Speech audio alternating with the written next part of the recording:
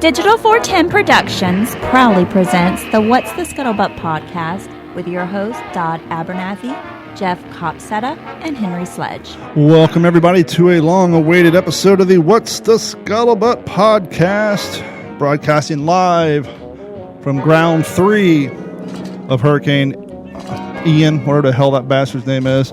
Anyhow, we're back. I want to thank each and every one of you for joining us for another episode, and joining us, as always, from the high and dry lands of Texas, Mr. Jeff Copsetta, and joining us from the semi-low floodplains of Alabama, Mr. Henry Sledge. Gentlemen, how are you doing tonight?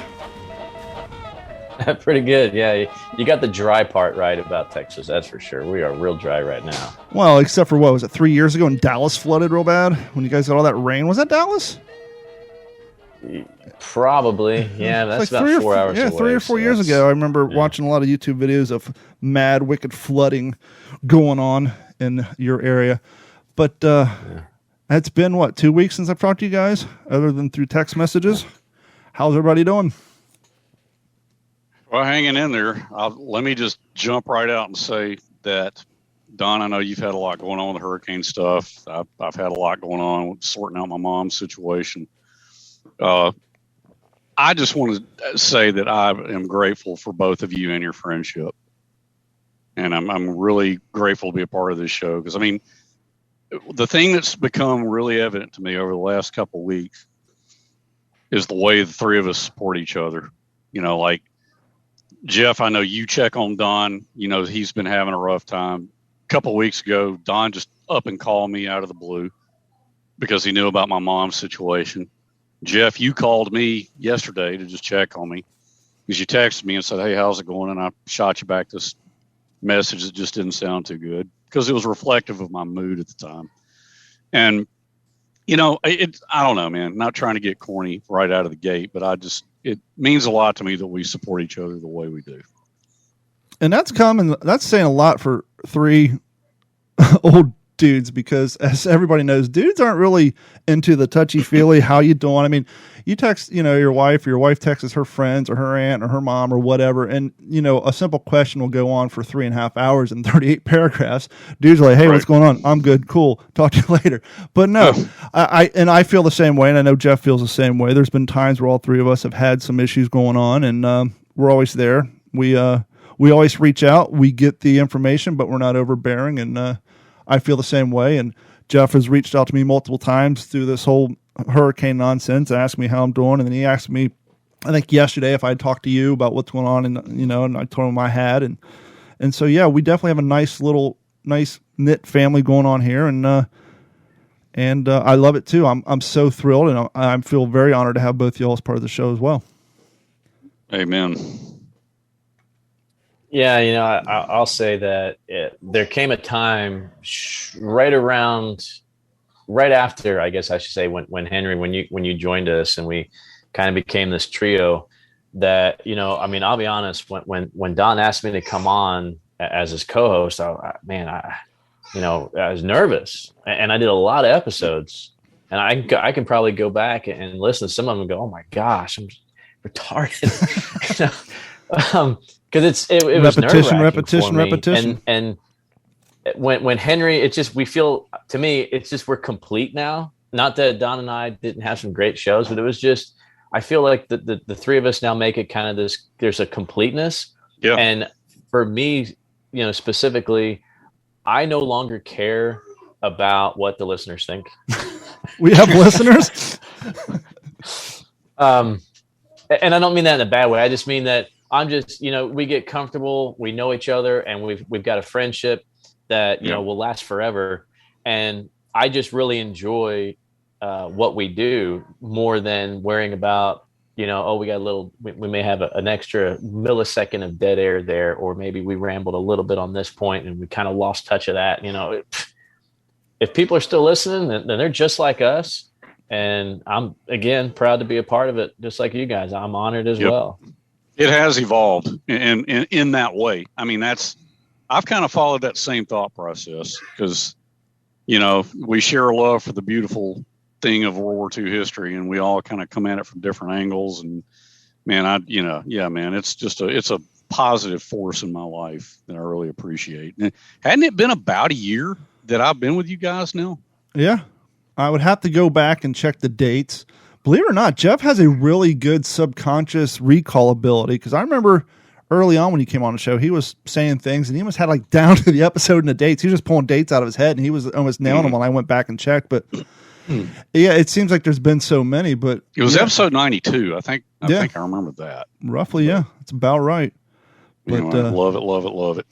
You know, it would have brought a smile to y'all's faces because, you know, we were without power for 10 days. And luckily, as a World War II reenactor, I'm probably a little bit more prepared for it than my normal everyday 44-year-old counterpart. You know, I got propane stoves that I use for camping. I have, I'm sitting there making tacos, right? And we don't have a lot of water for dishes, and styrofoam plates are gone. You know what I got? I got mess kits. So I got the whole family out there eating tacos and mess kits out in the driveway. I'm showing my daughter how to wash them. And so by the end of the day, I come in and they're washed up, put back together, reassembled, laid out on the plate. I actually just ordered 2 more today just in case, because you never know. But that's cool. I don't want to beat the audience over the head with hurricane talk, because I'm sure a lot of people saw stuff in the news. But I figured I'd give you guys the option to ask me some questions or whatnot. We'll cover that and then we'll move on. For those of you guys who are wondering why we haven't had an episode, it was because, well, I got hit with a hurricane on Wednesday. Storm hit at 12:30 p.m. My power went out at 1:20, which did not surprise me. The power goes out in this neighborhood if someone sneezes the wrong way. And during Hurricane Irma, I was without power for 16 days. So anyhow, the power went out at 1:20 and did not come on until 11 days later. This hurricane, I saw footage, a NASA satellite just passed over it when it was 28 hours away from landing on top of us. And at that point, the hurricane eye was 32 miles long, traveling at a scorching speed of 9 miles per hour. Wow. Not the winds. The winds were 155, but actually moving, transitioning at a staggering pace of 9 miles an hour. And then once it made landfall, it hit and started moving at 8 miles an hour. Now, if anybody's seen the movie Twister, whenever the eye of the twister comes by, everything kind of calms down and chills. And a lot of times during hurricanes, people kind of wait for that eye to pass over. Things will kind of settle down and give you 30, 40 minutes, depending on the speed or how slow it is. Never happened for us. We stayed in that wall. We took a 8.5 hour ass whooping from 12:30 until 9:45. My math's off a little bit, but it was just constant. And it was just... And one of the scary things about hurricanes is not being able to see. So we intentionally left our slider because the way it was strategically positioned in our house. We didn't cover that one up. We left everything else. So I'm just watching my fence fly away, I'm hearing my roof tiles peeling off. Like, and this is my 3rd hurricane that I've lived through without power. I've actually been here through 5 of them, but only 3 of them have caused power. This is the first time I've actually had any major damage. And my brother was traveling from Vegas to Montana on vacation, and I'm like, go on Amazon, and Amazon would load and you click on something, it would just crap out. And we saw 2 tarps, 16 by 20 for $25. I called my brother. I said, go on Amazon, order me these tarps. I've been through here long enough to know that there won't be tarps in this city for 6 months.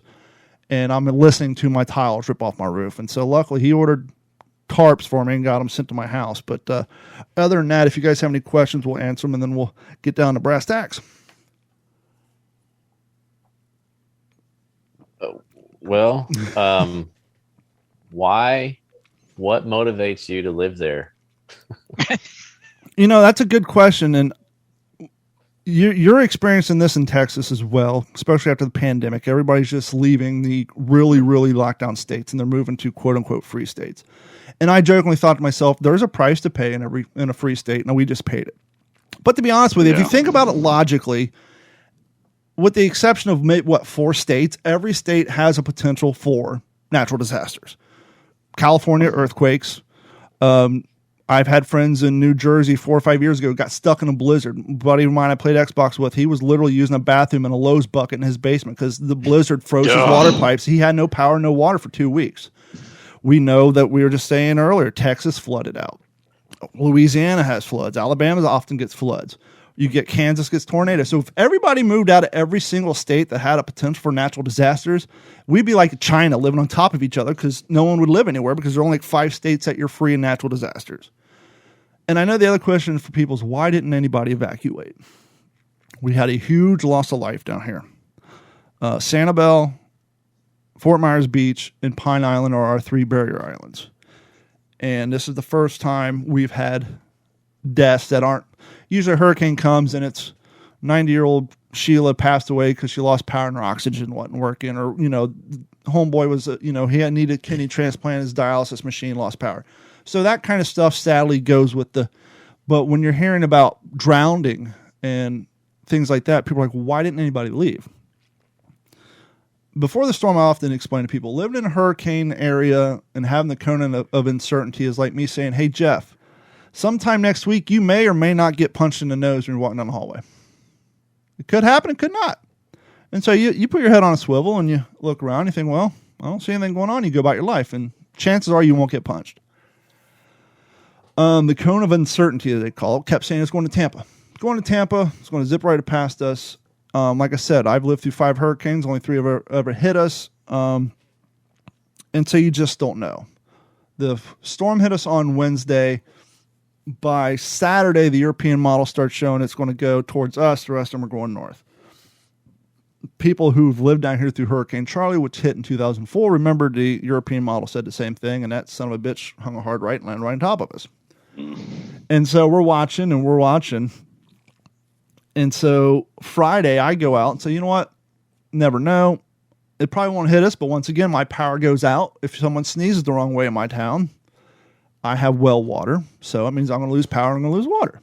So I went out and bought 2 24 packs of bottled water and like 3 1-gallon jugs of drinking water, and that's it. I'm watching the new people down here walking out with pallets and pallets of water. And I went over to Ace Hardware and I got 2 propane tanks from my World War II kit.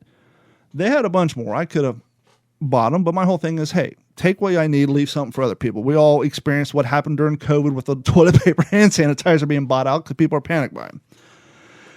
And so I bought the essentials and bought some food items. And as the weekend started going, we kept watching the storm. And then Monday came along and they're like, yeah, this thing might be getting closer. Now, my boss had just moved down here a year and a half ago from California. And being from California, i.e. earthquakes, he had prepared for worst case scenario because he's lived through some earthquakes in his day. So he bought a generator. So he already had a big ass generator on his house. Not a permanent one, but a portable one that's so big it requires an engine lift to put in your truck. And he got on the waiting list a year and a half ago for Starlink through Tesla. And just so happened 3 weeks before the storm, he got his Starlink kit in. And so his contingency plan was storm comes through, we lose power.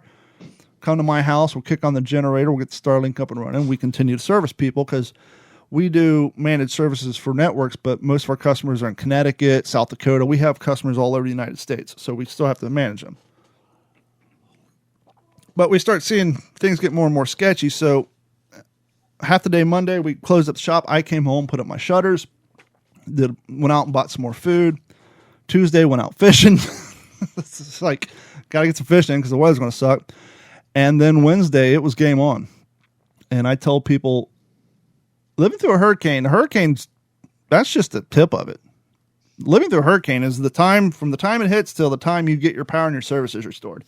I just found out this morning, 1.5 miles from where I live, there's still people without power. And I have no idea why. We took an ass whooping here, but we were not devastated. We are not Pine Island, which is about 10 minutes from here. It's actually right where my dad used to live. We're not Fort Myers Beach. And I'm watching TikTok before I found this out. I'm seeing all the cats going back to Texas, all the linemen, they're all leaving. Hey, we're all wrapped up. And then I'm finding out, like, why aren't we servicing the people 1.5 miles away? Can't answer that question. But, a big thanks to my neighbor. After Irma, he put a generator on the side of his house. Woke up the next morning, fence particles all over the place, shingles all over the place. I lost a palm tree out in front of my house. So those of you who are in feng shui, my house will give you anxiety because I have a palm tree on one side of my door and the other one's missing. I lost a bunch of shingles. I tarped up most of my roof. I actually got the blue tarp people from FEMA coming out, going to do the rest of my roof. Both cars got paint damage. Looked like a 4-year-old with sandpapers out my driveway. The Volkswagen is annihilated. My Tacoma has some good spots on it. But my neighbor brought me an extension cord. He said, here you go. Hooked up this generator, so I was able to power my refrigerator. my TV, 3 fans, and a place to charge our phones. Did what I did in Irma, took a network cable, cut the end off, made about 6 inches long, pulled the insulation off one of the wires, stuck it in my TV. That gave me TV. Before I did that, I posted a few pictures to Facebook about my house. Once I got that signal and turned on the TV and saw Fort Myers Beach, Sanibel, and Pine Island, I stopped complaining. I was heartbroken. Sariana and I were actually there Sunday. Once again, Friday, we're like, hey, the storm might be coming. Sunday, we're still like, hey, let's go to the beach. So we were down there Sunday swimming right at Alani Kai, right at the end of the pier. Carrie was at home sick. Sariana and I went to Dairy Queen. They have like a little screening area. All the screens were open. Birds flying in there stealing French fries. She's laughing. I'm thinking, wow, we're making some memories. She'll remember this when she's a kid. Little did I know 3 days later that place would no longer exist.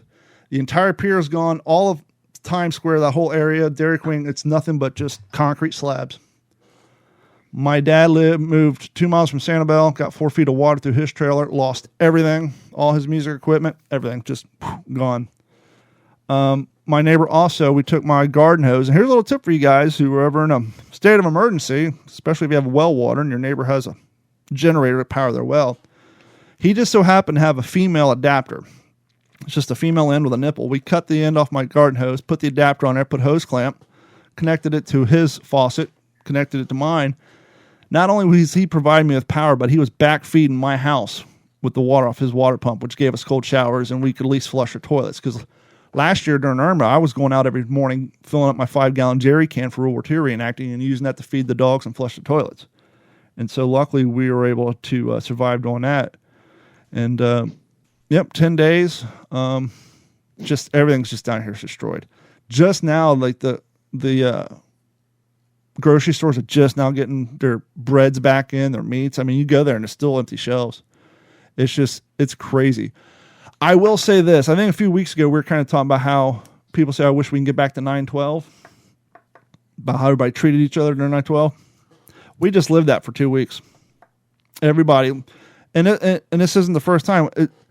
Living down here through hurricanes is the only time you really talk to your neighbors. And we met all the neighbors again and talked to them and looked out for each other. Once I got my refrigerator, I was taking every single empty water bottle, filling it up with water, taking 1-gallon Ziploc bags, filling up water, putting it in my freezer, making ice blocks for the people across the street to put in their coolers so they can have ice for their coolers. And just I went out one day and the store was open. I grabbed 4 bags of ice, drove down the street, just gave them out to random people. And just take care of each other down here. But to answer your question, Jeff, I mean, I don't know. You wouldn't leave Texas if something was coming your way, would you? Stand up and fight. Yeah, I mean, I guess I don't think we're threatened as much here in the hill country as other places in Texas. I mean, good forest fire could cause you some damage. Yeah, and I know that they do get a lot more snow and ice up there, when you talk about Dallas. But for you, that would be like worrying about the weather in Jacksonville. It's totally different there than where you're at. So it's quite a separation. And let me say one more thing, just because I forgot. The reason I got to the death, why didn't y'all leave? I've been out here since 2004. You guys know how the media gets during election time, right? Everything's just media. It's just blown out of proportion, just hammer. The Weather Channel is that way during hurricane season. They know they're going to get the views. They know their commercial sales are going to go through the roof. And they always dramatize and make everything 30 times worse than you think it's going to be. I was about to say, they overplay it. I mean, at Jim Cantori, man, everybody jokes. That guy's a dick. Let me tell you why. During Hurricane Irma, he came down here. And I was working in radio. You got 16,000 people in what was called Germain Arena. That's where our ECHL hockey team plays, the Everblades. And he was standing out in front of the arena full of people. And he thought his mic was off. And he was still alive. He turned around and said, I wouldn't want to be in that place. Look at that place. That place is going to get decimated. It's like, oh, stupid. You're supposed to be a professional. But let me say this about the Weather Channel. You got all these people down here from New Jersey, New York, California. All the new people moved down here during the pandemic. This is their first hurricane. The local news has stuff, but once again, they're 6 in the morning, noon, 6:30, 7, and 11 o'clock at night. Other than that, you got to wait for updates with the occasional break-ins. So you go to the Weather Channel. You go to get what's going on. They play this high intense stinger music in the background, get your anxiety up. They'll tell you what's going to happen, and then they cut and play 15 minutes of news footage from Hurricane Charlie and Hurricane Wilma when everybody got their ass kicked, instead of just giving you the information. And then they sit in their little green screen room, and they'll have this water coming up and show you storm surge, you're all going to die, this and that. This year, they were right. I'll give it to them. You're right. To answer the question, why didn't people on Fort Myers Beach evacuate? Why didn't people on Sanibel evacuate? Why didn't people on Pine Island evacuate? Because the boy who cried wolf got right one time. Since 2004, it's the storm surge is coming. The storm surge is coming. Not just a warning, get the hell out. It's the overdramatic. We got to sell it. We got to get our reels put together so our weather guys can get better jobs and better markets. Since 2004, not a single storm surge came. During Irma, some flooding happened in Estero just from rainwater and poor drainage in their sewer systems. And so people who evacuated during Charlie, Irma, Ivan, Wilma, spending thousands upon thousands of dollars evacuating for no reason. So after a while, I admit it, you get jaded. Storm's not coming, and it's not going to be that bad. Well, it finally happened. People stayed. People died. There's footage of people riding it out on the roofs because their house got flooded. I cannot imagine clinging to the top of my roof for 8 goddamn hours while the wind's coming. And there's footage. They didn't show on the media, but there's footage out there of drone footage flying over. And you see all the coffins laid out on Fort Myers Beach. People in the know who know people.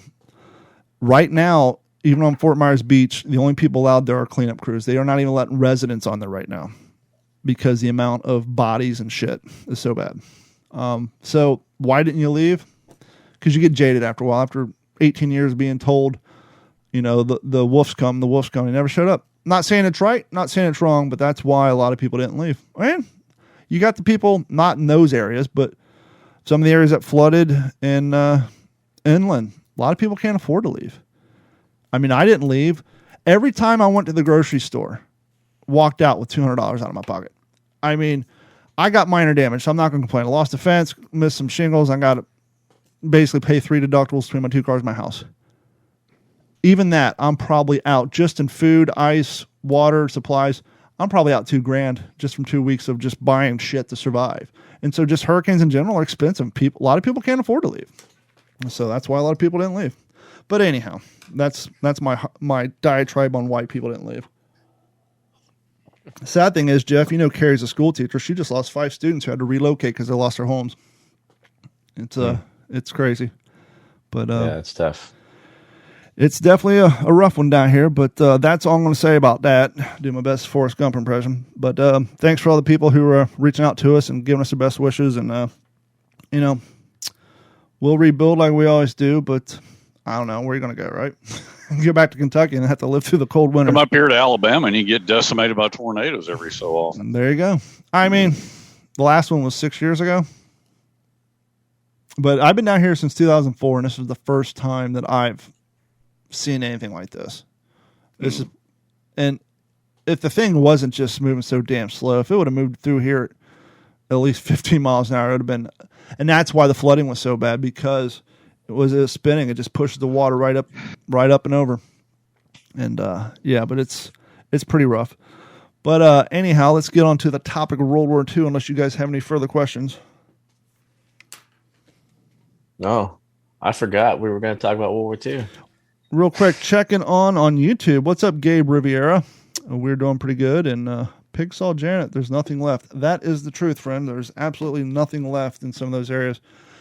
But what do you guys have on your list of things you want to talk about? Well, real quick, Gabe Rivera is a buddy of mine. Mm-hmm. So thanks for shouting out.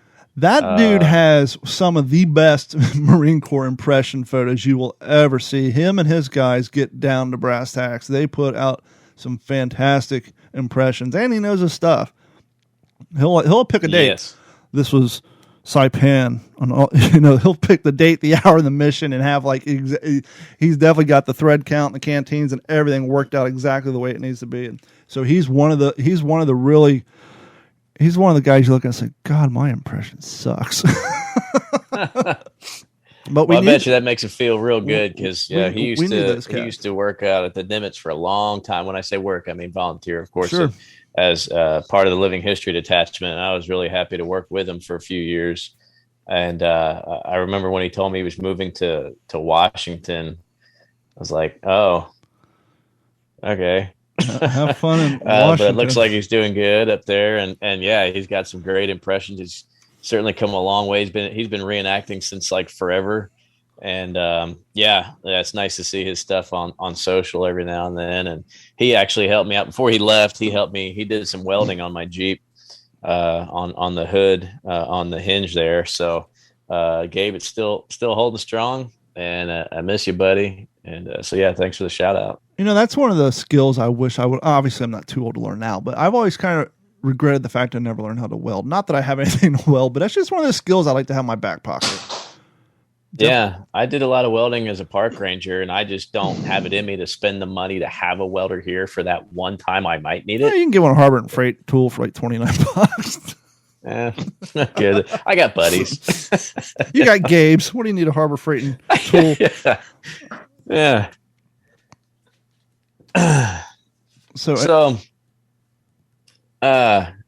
Well, I don't know. We tossed around some ideas about tonight, and Don, I told you I'd love to hear a little bit more about your PBY Catalina stories. We kind of snuck that in last episode and didn't realize it was going to be this long before we saw each other again. So I'm interested in that for sure. Well, what's it been? 2 weeks or 3? Or did we do a show last week? I can't, man, the days are blurry. No, I got my power back last Monday. And so we did an episode of What's in Your Head on Tuesday, but I got my power back on Sunday, but I didn't get my internet back until late Monday night. That's right. We were planning on a Wednesday, and then but anyhow, here we are. So it's been at least 2 weeks.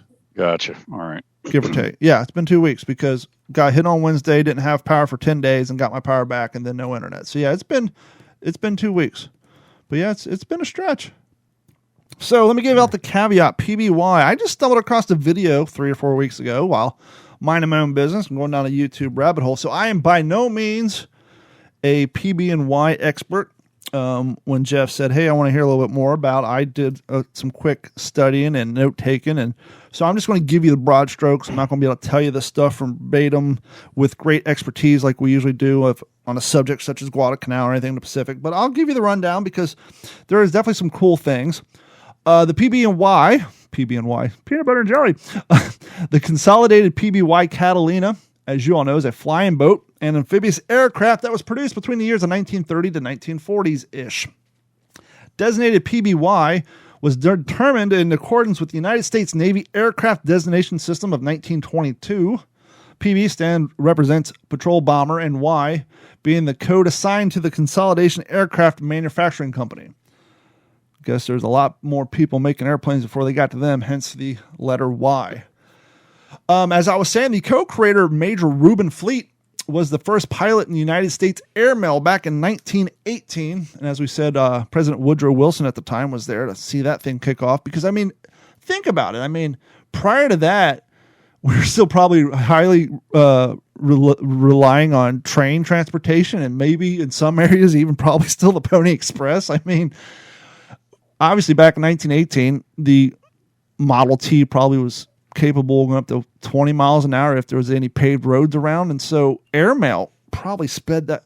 I couldn't even imagine how long it took to get mail just continentally from one side of the country to the other. So to introduce airmail, one, airplanes was new, so that was cool. But just that's kind of like us getting the internet back in the, the late 90s or 80s when it came out, but it didn't become readily available until most people got in the 90s with America Online and all that crap. But yeah, so 1918, one of the first pilots was Major Reuben Fleet.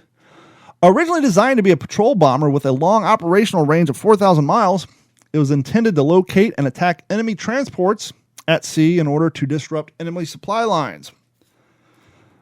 Going back prior to the war, though, United States Navy being smart and seeing into the future and realizing they needed to get their fleet and their technology up to speed. In the 1930s, the United States Navy invested millions of dollars in developing the long-range flying boats for this purpose.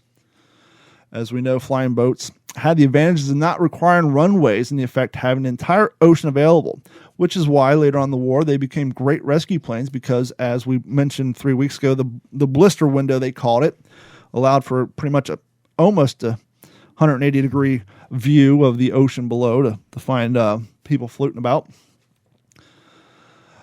As we were saying before, and Jeff knew this because you guys are both in aviation, but I'm not really an aviation guy. So when I read this, I was like, well, that's pretty damn cool technology for 1930, 1940. A heavy canvas type cloth on the wings were hand stitched, which blew my mind. I figured at that point we'd have mechanized manufacturing that could sew that on there because, you got to take the human error out of it, but I guess error in manufacturing probably just as high. And so the heavy canvas cloth on the wings were hand stitched and then coated with a chemical to tighten the material for durability and better aerodynamics. And as we stated before, which is kind of cool too, necessity being the mother of invention, the PBY was the first plane whose wings were designed to attach after completion due to the lack of floor space in the manufacturing plant. You're trying to roll these things out in a heavy speed and can't just go making more foot space, and so they just, hey, we'll just put the wings on outside. That's a good idea. During the quality control process, engineers needed a way to test the planes were in fact watertight. Once again, due to lack of floor space, there was no room for pools or water tanks, so they simply filled each aircraft with water after completion of the outer shell of the plane. After tests of the interior were completed, and they were satisfied with the watertight components, the interior was finally installed along with the major electronic systems. As we said before, the PBY was used as a sub-spotter and was the first plane to keep shipping lanes opened after being equipped with bombs and guns. Some of the battle roles that the PBYs were in: the RAF Coastal Command Catalina, with Ensign Leonard B. Smith of the United States Navy as co-pilot, located the German battleship Bismarck on May 26, 1941, some 690 nautical miles northwest of Brest, which was attempting to evade the Royal Navy forces as she sought to join with the Kriegsmarine forces in Brest. The sighting eventually led up to the destruction of the German battleship. And on December 7, 1941, before the Japanese amphibious landing on Kota Baru, is that how you say it, Henry? How do you spell it? Kotabharu. Kota Baru? Yeah, Kota Baru. And That's how I would. Malaya, M-A-L-A-Y-A. Kota Baru, Malaya. The invasion forces were approached by a Catalina flying boat of number 205 Squadron of the RAF. The aircraft was shot down by 5 Najima Kai-27 fighters before it could radio for help.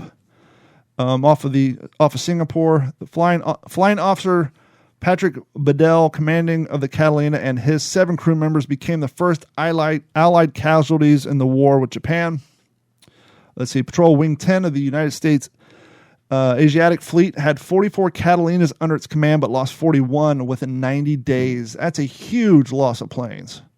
And I would suspect that a lot of that I can't imagine those things were very fast planes compared to a Zero. So, I mean, that's a huge loss. Let's see, Patrol Wing 10 lost its main seaplane tender, USS Langley, to Japanese aircraft during the Dutch East Indies campaign, while it was transporting 32 Curtiss P-40 Warhawk fighter planes. A flight of Catalina spotted the Japanese fleet approaching Midway Island, beginning the Battle of Midway. And interestingly enough, let me go to Guadalcanal. Skip down here to Guadalcanal. Oh, there's a great Guadalcanal story I know you're going to come to. During the Guadalcanal campaign, some of the Navy's PBYs were painted matte black and sent on night bombing, torpedoing, and strafing missions against the Japanese supplies vessels and warships, including conducting interdiction raids on Tokyo Express. The PBYs were later called the Black Cats. Subsequently, Special Squadron of Black Cats were formed, commencing in December 1942, with an additional 13 squadrons coming into service thereafter. Flying slowly at night, dipping to ships mast high, the Black Cats bombed, strafed, torpedoed all kinds of Japanese vessels, sinking and or damaging thousands of tons of ships. The Black Cats also performed bombing, strafing, and harassment regarding land-based Japanese installations, as well as conducting reconnaissance and search and rescue operations. The Black Cat Squadron continued to be active into May 1944 with the PB4Y2 beginning to come into service in greater numbers and replacing the PBYs. The last Black Cat Squadron returning to the U.S. in early 1945. Catalinas were employed by every branch of the United States military as rescue aircrafts. One PBY piloted by Adrian Marks, U.S. Navy, rescued 56 sailors in the high sea from the Navy cruiser Indianapolis. After the ship was sunk, when there was no more room inside, the crew tied sailors to the wing. Obviously, the aircraft could not fly in this condition. Instead, it acted like a lifeboat, protecting the sailors from exposure and the risk of shark attacks until rescue ships arrived. Catalinas continued to function in search and rescue roles for decades after the war's end. Catalinas served every branch of the United States Armed Forces and the Armed Forces and Navies of many other nations. The last military PBY served until 1980s. As of 2021, 86 years after the first flight, the aircraft continues to fly as a water bomber, or air tanker, if you will, in aerial firefighting operations in some parts of the world. None remain in military service. An estimated 4,051 Catalina, Cansos, and GSTs of all versions were produced between June of 1930 until May of 1945 for the United States Navy, the United States Armed Forces, the Coast Guard, and allied nations, as well as civilian customers. And that is a brief, quick little rundown on a PBY. What mission were you thinking I was going to get to about Guadalcanal, Henry? I think it was so William Hall or Bull Halsey's pilot was named Jack Krim, I believe. And he actually took off on his own little bombing mission. Oh, that's right, with the grenades. Huh? With the grenades, yeah. And yeah, they got the torpedoes off some of the down planes from the Cactus Air Force, right? Yeah, maybe that was it. But I can't remember the particulars of it. Did he go up the slot and actually make a bombing run on some of the Japanese Tokyo Express? Yes, I vaguely remember that now from reading the Guadalcanal diaries. I believe that was in there. But absolutely. And the idea that plane did so much with the technology of the time, considering it was, once again, comparison to other planes, it wasn't the fastest thing in the world, but it was just such a well-diverse piece of equipment that the amount of people that thing rescued too was tremendous. I was just about to say, if you're a Navy Dauntless or F4F or Torpedo Avenger pilot or a Marine pilot or an Army P-40 or P-38 pilot, and you go down, you get shot down somewhere in the Solomons or anywhere in the Pacific. Imagine the beauty of seeing a PBY coming for you. Yeah, because you got four options really: an island, a PBY, an American ship, or a Japanese ship. And you definitely don't want to see the Japanese ship. The island's going to be probably your second to last option because who knows how long you'll be there. And we've heard many stories where these guys land on islands, wait 3 days, and either paddle to another one or try to swim to another one because there's nothing there. There's no resources. There's to stay there would just be a slow death as well. And so, yeah, to see one of those things coming your way. And for those of you who grew up in the 90s, you remember that's the beloved plane of the Chippendales Rescue Rangers. Featured in every opening scene. But, yeah, that's the little details on the PBY. They got a great example of it at the Pensacola Naval Aviation Museum. I'm sure they're pretty damn big, but I mean, comparison to equipment of its time, how big are those things? It takes up a lot of room in that building. I mean, I think the one they've got, it may just be, it's been a lot of years since I've been down there, I got to confess, but I think they've got like the side cutaway so you can look in and see all the crew stations, and then they've got mannequins, kitted up in flight gear. I mean, it's beautifully done. Yeah. But yeah, pretty good size airplane. I mean, off the top of my head, I can't reel off actual figures. Nope. I was kind of surprised in all that, the information I looked up. It didn't really say anything about, payload or how much weight the thing could haul. But I mean, that thing was definitely a workhorse, and it saved a lot of people. I think it's worth mentioning too. I think so often when we think of the Catalina, we think of the Pacific, but I think it's overshadowed, like a lot of things in the Atlantic, how many B-17, B-24, Spitfire, Lancaster crewmen that it picked up as well. I think I sent you guys a couple pictures I came across of some PBYs that actually served in the 8th Air Force station in England as part of a rescue unit there. And you see the crew, and they almost look, in the one picture, they almost look out of place because they look like a crew from a B-17, except the aircraft behind them is a gray or a khaki colored PBY. And, I think we'd be remiss if we didn't give a mention to their service picking up guys in the English Channel or North Sea.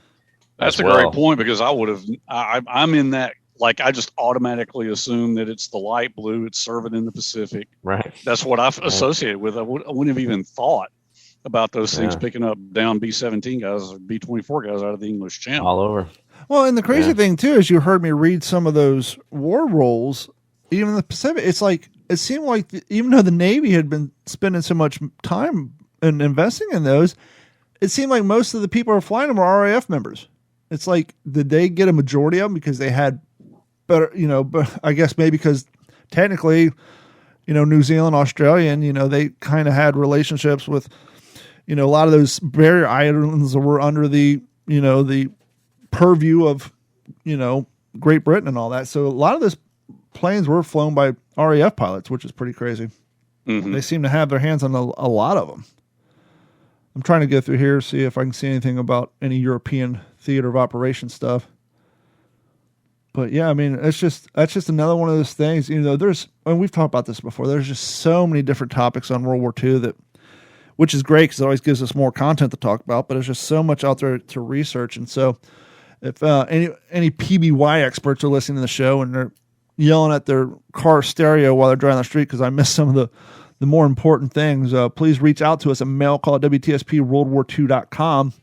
And that goes for anything, really. We've said this so many times. We're not the experts in all things World War II because there's just so much of it. And so if there's a topic you think you can help contribute to, you want to come on the show, you think you can hold a conversation for at least 30 minutes or more, and you want to school us and our audience on some overseen history of World War II, please reach out to us at mailcall@WTSPWorldWar2.com.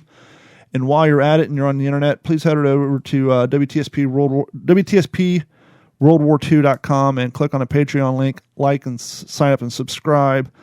And it'll go a long way to support what we do here. I will say this window behind me was open for 10 days with the Florida humidity, and my mixing board here is not happy. I had to do some finagling with it to get this thing to work properly. But on that note, let's I want to play a little clip from Wartime Radio I came across earlier today. Oh, thought I was coming across. There it is.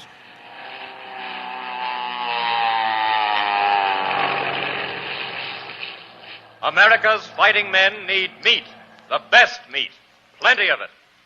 That's the why of the share of the meat plan. That's why we civilians are holding our consumption to 2.5 pounds weekly. As a housewife, I find I can still prepare delicious, nourishing meals. There's no limit on chicken and fish. And through my butcher, I'm discovering some wonderful new ideas. Now, I'm your neighborhood butcher. You see, we want to help the housewives so we can serve all our customers fairly. Ask us for new recipes and interesting varied menus. We all must cooperate now. Be fair to your fellow Americans. Share the meat because America's fighting men need meat, the best meat, plenty of it.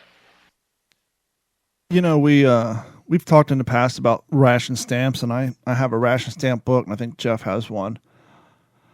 We oftentimes, thank God, we have such a good infrastructure and way of life in the United States. We never think about the lack of food, but someone just coming off of a 10-day ass whooping out here, you quickly when you're walking through the grocery store, when they finally open up and you stand in line, and even now, as I was saying at the beginning of the show, you're walking through the section and like, well, still no meat's available, still no bread's available. It's definitely a reminder of how fragile our infrastructure and our society is here. I mean, I'll be honest with you guys. I did the same thing in Irma. The old saying, when the power goes away, the looters come out to play. Well, I'm in Florida. It's not exactly cool here.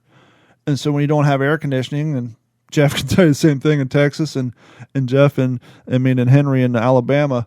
No AC, you got to open your windows. And when you have a family, kids, wife, and all that, you get a little concerned about their safety. And so, just like during Irma, first thing I did is got out the World War II Army cot, laid right in front of the slider with my Glock in my lap while I slept. Because my privacy fence is gone. All my doors and windows are open. Everybody's sleeping in one room because that's where the fan's at. And so you just got to protect your family. And so you're sleeping there and right in front of an open door, hoping no one comes in the middle of the night because you just never know. And so, you kind of, it's kind of a reminder of how quickly things can deteriorate when something as simple, I don't want to say simple as a hurricane, but to go from having power, electricity, air conditioning, food to our gluttonous delight to, hey, make sure you eat all that and don't throw that water bottle away because we got to make ice because we never know. It's just a reminder to think, imagine being in Europe, Germany, those areas that are being bombed for years, and being here in the United States, 2.5 pounds of meat a week. I guess that's a lot of meat if you're one person, but if you're like a family of 4, especially back then, people weren't eating Incrediburgers and vegetarian diets. They were all farmers. The amount of farmers we had in this nation, and imagine the restraint that took too, right? You're a farmer, you got your own cattle, got your own pigs and hogs, but you want to do your part. So I'm sure someone make more than 2.5 pounds of beef a week, but that's another part, even for people not in directly affected war-torn areas, just to not have access to things and being rationed. Kind of like what we saw during the pandemic. 1 roll of toilet paper or whatever it was, water, things are starting to get rationed because people would buy it all up. And so it's just kind of a quick, stark reminder of how quickly it all can change. The fragility of it, like you said. Mm-hmm. Just the idea of all that. So yeah, I came across that clip. I found another one tonight. It's a little long. It's actually a commercial for Tootsie Rolls. So I'll play it next week. It's interesting hearing some of these old radio campaigns. I'll just tell you this, kids. In 1941, a regular Tootsie Roll cost a penny. But if you're good and your parents will let you splurge, you can get the big one for a nickel. So what do you guys got going on in your list of World War II stuff? Anything new coming down the pike? I wanted to mention an opportunity I had a couple weeks ago. I think it was right before the storm came in. I want to say had an opportunity to talk to the listeners about it, but had a really cool opportunity from somebody who was on our show previously. You can go back and look at Scott Freund with the Liberty Jump Team, but Scott also, besides all the amazing things that he does, and he's been a friend of Henry's for a long time, and you can check out his history adventures on YouTube. The guy's just been everywhere, done it all over the globe, and really does some amazing work putting these videos together. Has, to me, probably has the biggest collection of World War II photographs of anybody that I know, personal collection of photographs. It's unbelievable. He's just so well-rounded, so well-versed. It's such a super nice guy. And so he had invited me as with the Liberty Jump Team aspect of it, the World War II, reenactment jump team. That, by the way, they have jumped into every drop zone in Normandy. Now. Wow. They're the only team that can claim that. Yeah. So, he came out to our air show here, earlier this year, back in March, and just did a bang up job supporting our little museum. And we'd like to say it's the biggest little air show in Texas kind of thing. So Liberty Jump Team had their fall training.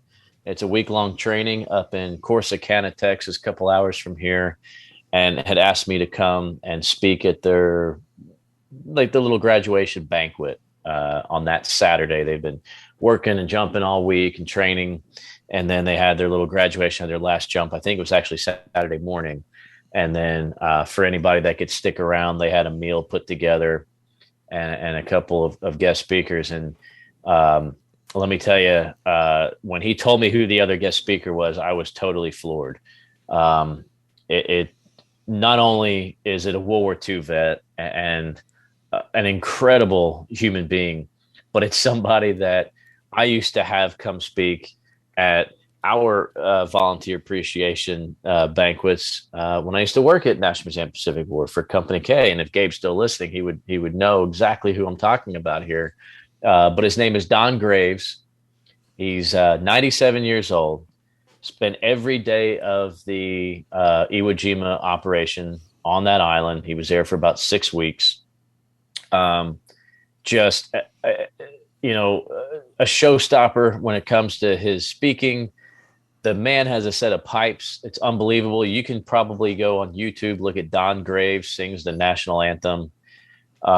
He's just unbelievable. And to be able to be next to him at the head table there and to just sit with him in the hospitality suite before, I got to hang out with him for almost a solid hour. Nice. Me and him at the Holiday Inn hospitality suite. Nobody else was around.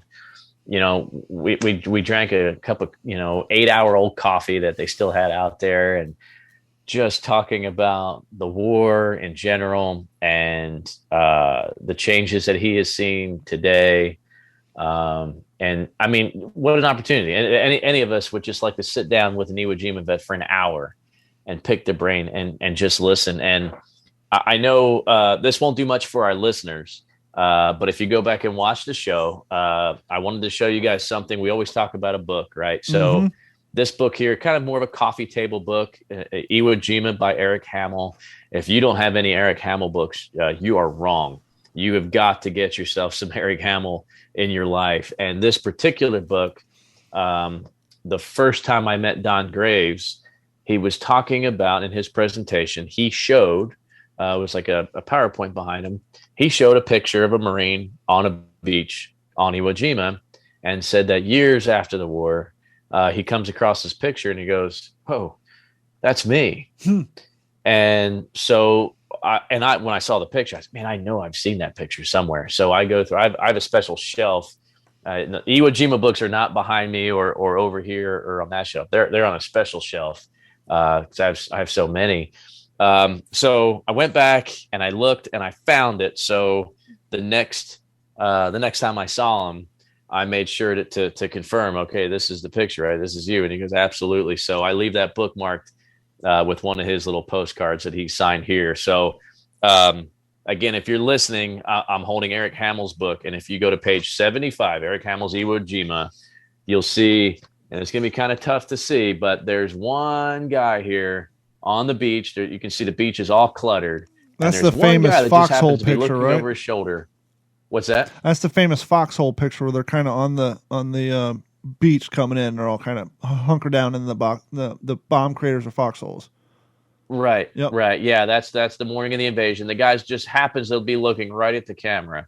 And that's the man that I just got to spend, awesome. A Saturday with just a few weeks ago. And the caption is before that they knew that this was done. The caption just reads that this Marine has scrambled across a dead body and a folded litter in his quest for a safe place to hunker down. It appears that an LCVP or an Amtrak has taken a direct hit right off this beach. To hear him talk about what that was like that day, and he was part of the regiment that took Suribachi. To hear him talk about the flag raising, to hear him talk about at the very end, near that last little Japanese holdout, that little point on the northern end of the island. He said, at that point in the battle, he said, I just started feeling bad for the enemy, for the Japanese. I just felt bad for them. He said, because they're totally surrounded. Mm-hmm. They got nowhere to go. They've been starving. And he said, we're pushing them into the water, and there's all kinds of PT boats and everything just patrolling the waters, just waiting for these guys to jump in the waters and finish them off. And he said, I felt bad for him at that point. So, man, again, I never thought I would see him again. He the last time I saw him, he had hurt his hip, and we were not sure that he was going to be making the trip to Fredericksburg. And the man who was kind of his traveling companion, and he helped him set up this organization called Roll Call, where, they would book him to speak at different events all over the country. Don said, look, if I'll die in Fredericksburg if it means going there and not missing this banquet. And that was just a few years ago. And again, to see him still kicking, and just as good a humor as any. Probably must brought the tear to your eye, I would imagine. Yeah, it was really something. And again, it's just an opportunity that I look back and I'm just so thankful for to have had with him. And it kind of brings up another opportunity that I wanted to mention. Henry may know where I'm going with this. Back to Scott being such an amazing guy. And please check his stuff out online. Trust me. I think he told me he's got about 4,000 pictures just taken during the attack at Pearl Harbor. Right. This man's research helped figure out that Alexander Bonnyman may not have been killed as early in the Battle of Tarawa as what was initially thought. Right? Really? Because of his photographs, his research. The last thing he was telling me about too was he said, "Hey, I just got photos when they recovered Ignatowski's body on Iwo." He said when they found Iggy, there's some photographs when they recovered Iggy's body, and he's now got a hold of those. So unbelievable guy. For somebody to have that many photos that hasn't been taken over by Getty Images is a true testament, because I've often said, you've made it in this world when you find a picture, when you can't post a picture of yourself from Google because it's owned by Getty Images. They own freaking everything. Everything's got true. That and the either that or Pinterest. Either that or the YouTube channel that has all the World War II footage, and they put that little rooster water stamp right in the middle of it. Yeah, Critical Past is a good one. Yeah. So another opportunity coming down the pike. It looks like, and with Scott's help and with Scott's invite, I know myself and possibly Henry will be touring the South Pacific with Mr. Freund. Wow! It's a 3-week trip that's going to commemorate the 80th anniversary of my favorite battle in human history that took place on a little spit of an island in Tarawa Atoll called Batio, or what we know as the Battle of Tarawa. So it's going to start with 3 days on Tarawa. It looks like the guide for that battle is going to be none other than Clay Bonnyman Evans, which we've had on the show. Grandson, right? And then over to Guadalcanal, we're going to see Bloody Ridge, or known as Edson's Ridge. Galloping Horse, made famous by that wonderful movie we all love to talk about, Thin Red Line. One of Henry's favorites. Of course, the Matanikau, Henderson Field, and then I think we get to spend some time on Tulagi, which I'm really excited about. If Tulagi was really truly the first offensive with, I think it was Baker and Dog Company of the 1st Raider Battalion that hit there, and I think there was a company or two of Paramarines that hit the same morning that we hit on Guadalcanal, but technically stepped foot on Tulagi first on August 7th of 42. So getting to see Tulagi there and the old cricket field. And I think there was a little shack that JFK stayed at when we converted it to our PT boat base. I think that's still there. Of course, Plum Pudding Island, to get to see that. And then moving further up the chain over to Munda on New Georgia, and then possibly Bougainville to see the site of Yamamoto's Betty that's still out there in the jungle, protected by the government of Bougainville. So my wife was standing right there, and she said, you have to do this. And I have to give her a big shout out, because I've known this woman for over 20 years, and all she talks about is going to Fiji.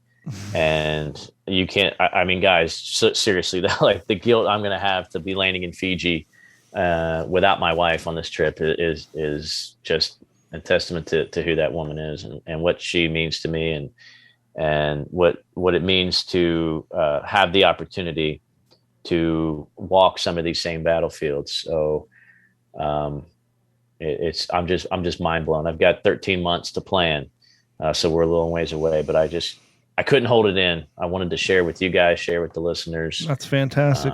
And you brought it up, so I don't blame me for this, but I guess we have to. The real reason people are tuning in, they want to know, they got to hear. They've been waiting on bated breath. It's been 2.5 weeks, Jeff. What has your wife purchased recently? You said she's gotten into the collection of buying baseball uniforms, baseball gloves, baseball bats. What has she bought? People are tuning in. They want to know, bated breath, what has Jeff's wife bought this week? Well, 1,000 things, but if strictly World War II or 1940s era. Yeah. She surprised my son, our oldest, he's 16, big World War II kid. Surprised him with a book about, I couldn't tell you the author or the title right now, but it's a true story about somebody in the Hitler Youth that created a rebellion against Hitler. Nice. And so really cool that, between Logan, my son, and his best friend, who, like I said, I want to maybe one day soon have them actually on this podcast as a kind of a youth episode, because they're going to be coming to the Dallas Air Show with me here in just a couple weeks. And, those guys, they really know their stuff. And his buddy's a big German reenactor, really knows, he's got a complete Wehrmacht uniform and really knows his stuff. So Tammy just kind of came across this book and thought, I bet you Logan would really like that. So she bought him that book. And then today, miraculously, just shows up in the mail a DVD. I don't know if it's a movie or a documentary about this story that she didn't order, but it came from the same place as the book. So maybe it was a combo kit or something. Yeah. So, that's where we're at there. One more thing on the hurricane. As I'm listening to my roof rip apart, and we're 5 hours into this 9-hour ass whooping, Carrie's brother texts her saying he's already got water pouring into his roof, his ceiling. I came into the podcast studio and I grabbed 3-in-1 helmets and put them in my bedroom. And my daughter's like, well, what are those for? I said, just in case. I mean, we have them. The roof starts falling apart. Because I'll tell you this, there was a period of time, and I've never experienced this in a hurricane. All three of us felt like we're all holding our nose, blowing our heads were so, felt like I was on an airplane taking off. We were sitting there doing the whole pop in our ears, and just the pressure got so bad. And the crazy thing is when you go to use a restroom in the middle of a hurricane, you'll see your water level in your toilets going up and down like you're on a vessel, just because the vacuum pushing in and out. You like the house is breathing. Yeah, you literally see the water level in the toilets go up and down like you're on a boat. It's crazy. But so yeah, the helmets. Henry, what you reading? I am reading James Holland's book Normandy 44. What's that about? Yeah. No, it's well, I just finished Devil Dogs. Obviously I read the manuscript a year ago, but the printed copy to be ready in November. But no, I got Normandy 44, and I'm reading that, really enjoying it, because now that it's turning cool, I'm kind of thinking ETO Normandy type stuff. So I'm enjoying that a lot. Jeff, what you reading?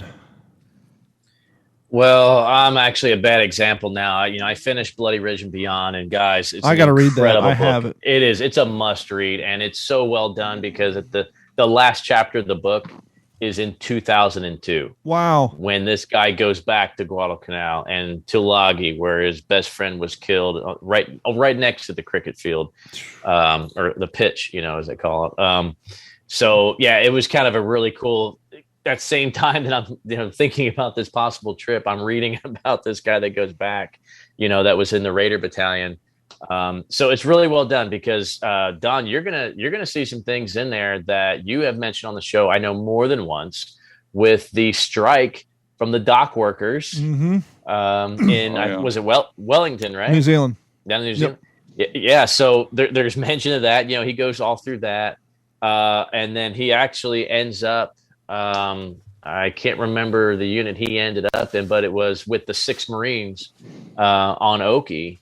So there's kind of that whole part of the book too. So it's heavy Guadalcanal, heavy early Solomons, but then he comes back to San Diego, but then he does eventually go back over again for Okinawa. So I'm a bad example right now because I'm actually reading Mary Shelley's Frankenstein again. which obviously has no World War II connection. We could probably conjure something up, but there's not much there.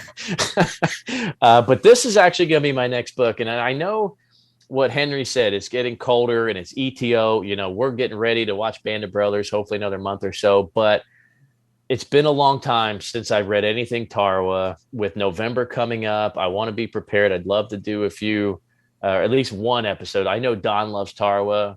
I can't wait to put my P42 frog skins on just for the sake of the show one day. Are you going to go green outside or brown outside? I do green out. Yeah. But anyway, inland. so what's that, Henry? I said heading inland. Yep. You know, brown on the beach, heading inland. You know. Right. I usually go brown trousers, green shirt. That way I represent the sand and the jungle. There you go.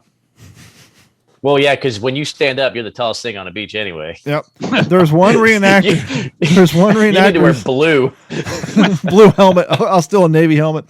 There's one reenactor who's taller than me. We call him FOS, first one shot. He's taller than me. There you go. Well, so anyway, Jeff, what's that book, man? Yeah, so for the sake of our listeners, Manual of Heroism, Tarawa, The Struggle for the Gilberts, November 1943 by Michael Graham. This is what I think I have 11 books on Tarawa, not counting like reference type coffee table books, but just, you know, books to read cover to cover kind of thing. I think I have 11. And this was one of my favorite ones. Between this and there was another one called Utmost Savagery. And I don't Joe remember Alexander. Was that Alexander's? Joe okay, Alexander. Yeah. And Hamill did a great one. I think he did. He co-authored one called 76 Hours. Yes. I remember that one. That one being a really good one. And 1 Square Mile of Hell.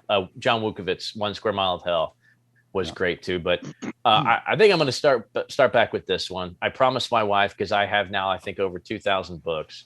I'm not going to buy a book online. I'm not going to do it. So unless I get somebody goes, hey Jeff, I heard you like the World War II. Here's a whole box of books on Tarawa. Unless that happens, I'm not going to buy another book on Tarawa. Well, and you can send a few to me because I'd like to add to my Tarawa collection.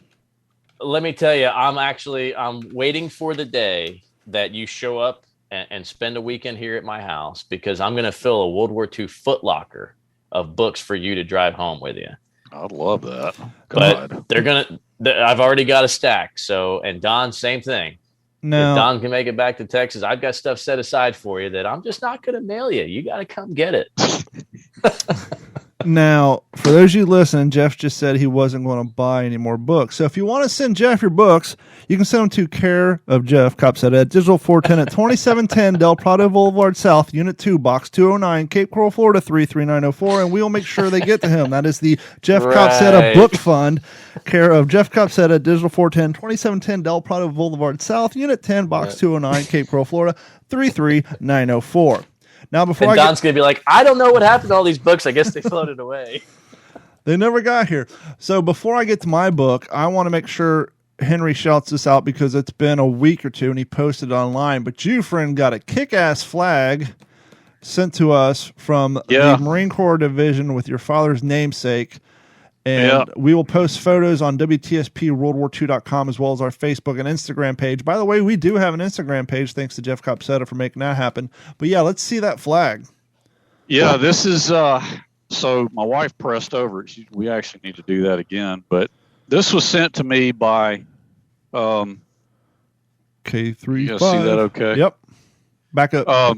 I've become friends, thanks to John McManus. I have become friends with Lieutenant John Fiorelli. He is the executive officer of K35, and he and I've talked on the phone a few times. I'd love to be able to get it to where I could go visit the guys, but that means going to Camp Pendleton. I don't know when I can make that happen. But anyway, I asked him, I said, John, because I had seen a picture of their flag on some maneuvers or something. I said, man, is there any way you could get me that one of those flags and get the guys to sign it? And so he did. It took a few weeks to get it together because they stay on the move a lot, obviously. Sure. But it's just beautiful. I can't wait to hang it up. I mean, it is absolutely gorgeous. Some of the things these guys wrote on here are just moving, to say the least. And their company call sign is Sledgehammer. That's awesome.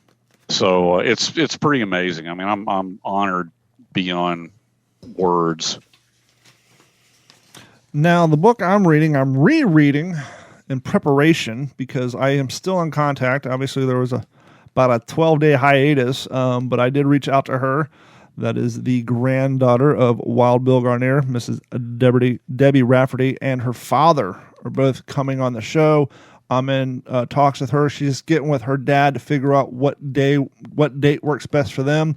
And so I've gone back and I'm rereading one of the first World War II books I bought because as I told the story before, I got a gift card to Books A Million back before I started reading. I'm like, what the hell am I going to do with that? And I was at the LAX airport and I saw this book, Brothers in Battle, Best of Friends.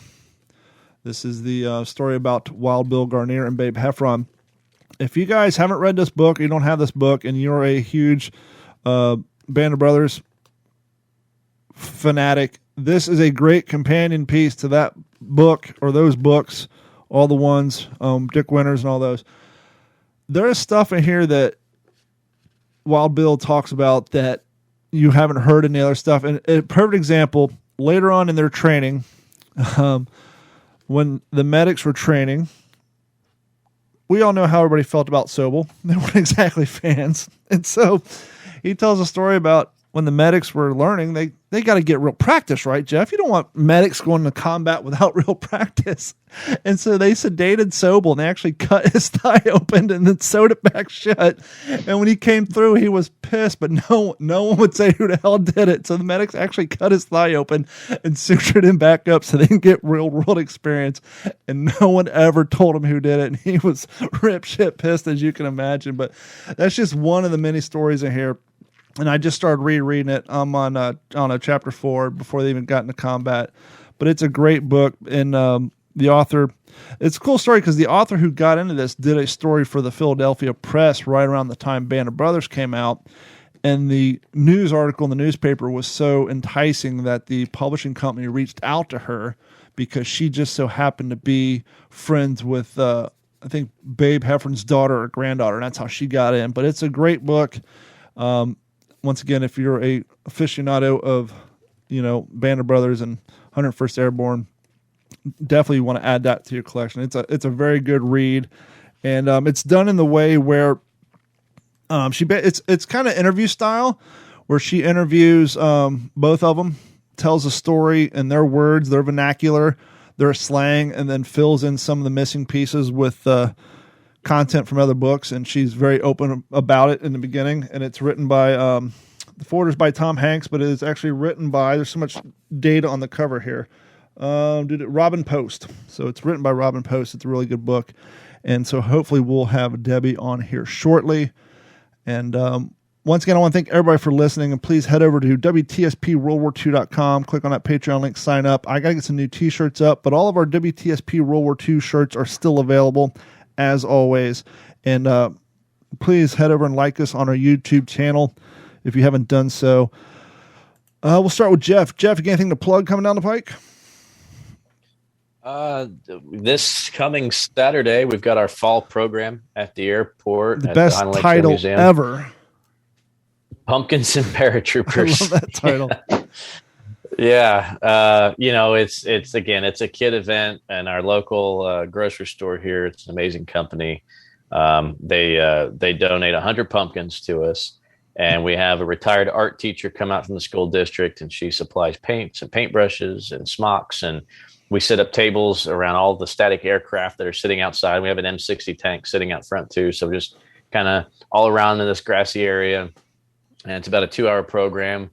We're supposed to have our C-47 finally on site. It's airworthy. It's ready to go. We've got a crew standing by. We're waiting for one last check off, and that C-47 will be coming home. Fantastic. So we're hoping that lands before Saturday. And I'm trying to work with a couple different airborne reenacting groups to get some actual paratroopers on site, of course, to talk with the kids and take pictures and possibly give folks tours inside the C-47. And just kind of an afternoon on, Saturday in October, come out, paint a pumpkin. You can take it home or you can leave it. We'll display it in the museum.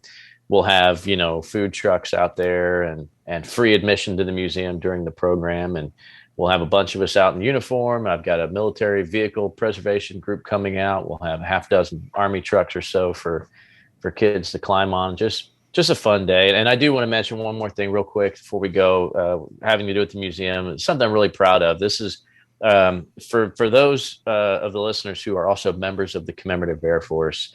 There's a monthly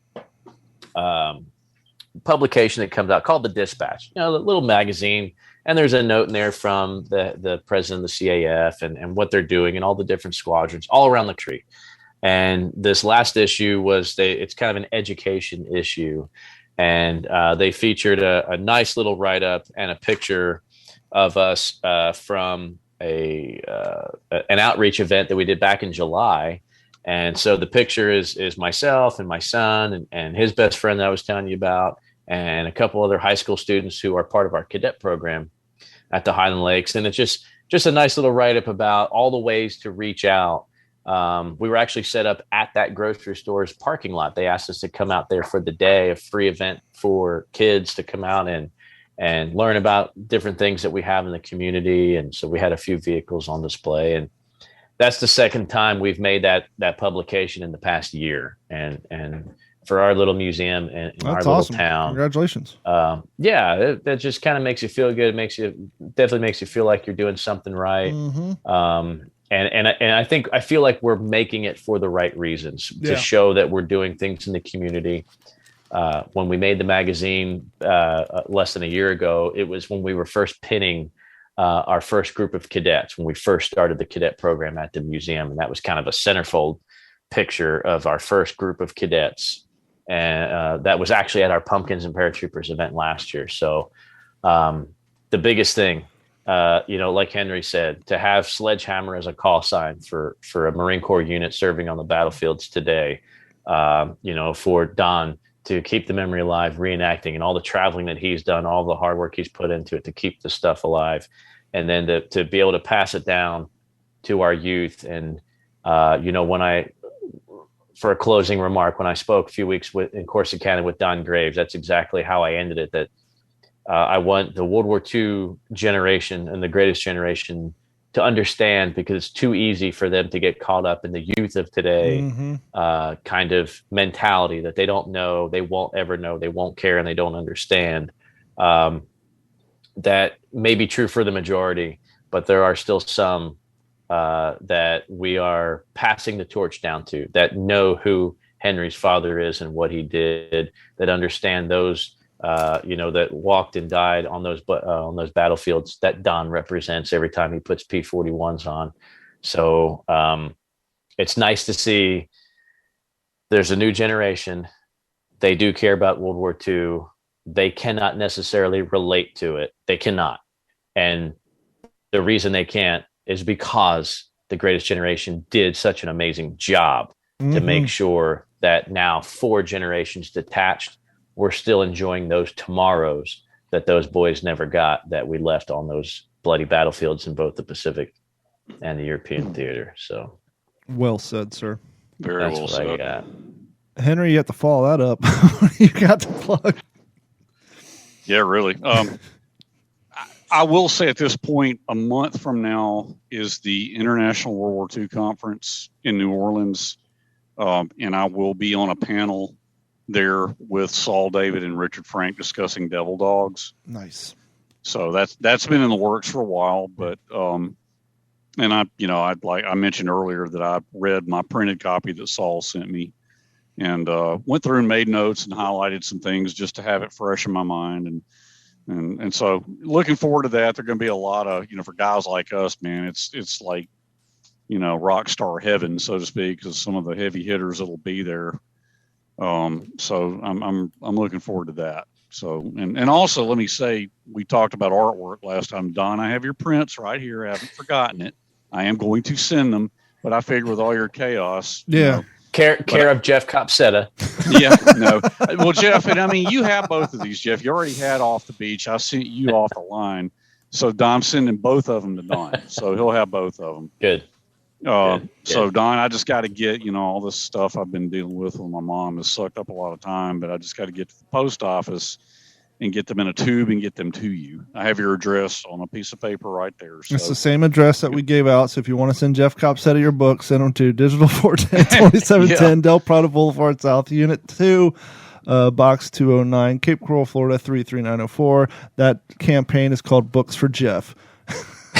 Hey, I do have something coming in the mail that I hope to have before our next podcast. That's all I'm going to say. And on that note, that's going to wrap. Go ahead. No, that's it. On that I'll note, leave y'all hanging. That's going to wrap it up for this episode of the What's the Scuttlebutt podcast. We want to thank each and every one of you. For myself, Jeff Copsetta, and Henry Sledge, I'm Don Abernathy, and we will talk to you all next week. This has been a Digital 410 production.